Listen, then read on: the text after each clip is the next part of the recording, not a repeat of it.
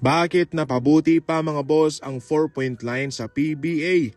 Gayong marami naman ang hindi pumapabor sa pag-implementa ng liga patungkol dito. Well, as you can see mga boss, hindi naman lahat ng mga manlalaro sa PBA ay mga shooter. Well, hindi naman bokya, meron din namang mga malalayong tumitira. Siyempre, si Lassiter, kabilang yun sa mga iniidolo ko. Maliban dyan, mayroon pang Ranedel de Ocampo, si Jimmy Helapag, si Terence Romeo. Well, hindi naman masyadong kalayuan yung kanilang tira pero hindi na masama compare sa mga NBA, especially kay Stephen Curry na tunay naman talagang malalayo yung kanyang tinitira. Aba kung tutuusin, kung mayroon pang 4-point line sa NBA, siguradong 4 na puntos ang kanyang kakamadahin sa bawat tira niya ng 3. Bakit nga ba mga boss napabuti pa ito para sa PBA? Ito'y marahil nabibigyan kasi ng malaking reward yung mga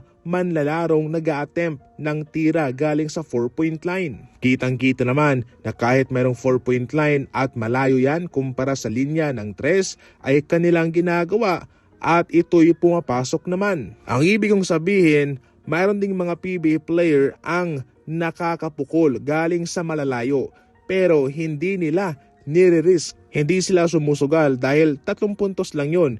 Pero ngayon, malakas na yung kanilang loob dahil malaki na yung reward. 4 na puntos plus kung ma-fall ka pa, automatic 5 puntos na yan.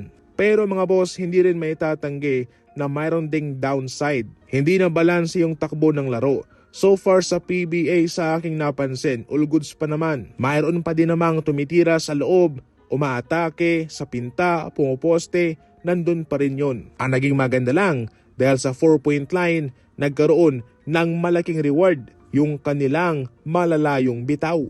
Inamin mismo ni Jrue Holiday na medyo weird ang kanyang pakiramdam na pumunta sa Boston Celtics gayong siya'y isang fan ng Los Angeles Lakers. Pagkatapos may trade noon sa Portland Trail Blazers bilang kapalit ni Damian Lillard, maraming mga usap-usapang lumalabas, mga NBA rumors na ang Lakers ay interesadong kunin siya. Yes mga boss, kabilang ang Lakers sa mga interesadong makuha si Jrue Holiday upang sila'y magkaroon ng upgrade sa posisyong point guard. Kaso nga lang, katulad ng mga ginagawa ng ibang kupunan sa kanila, naunahan sila ng Boston Celtics. Well, ang desisyong iyon ni Jrue Holiday ay hindi naman niya pinagsisihan dahil sa kanyang pagsali sa Boston, iyon naman nagresulta sa isang kampyonato.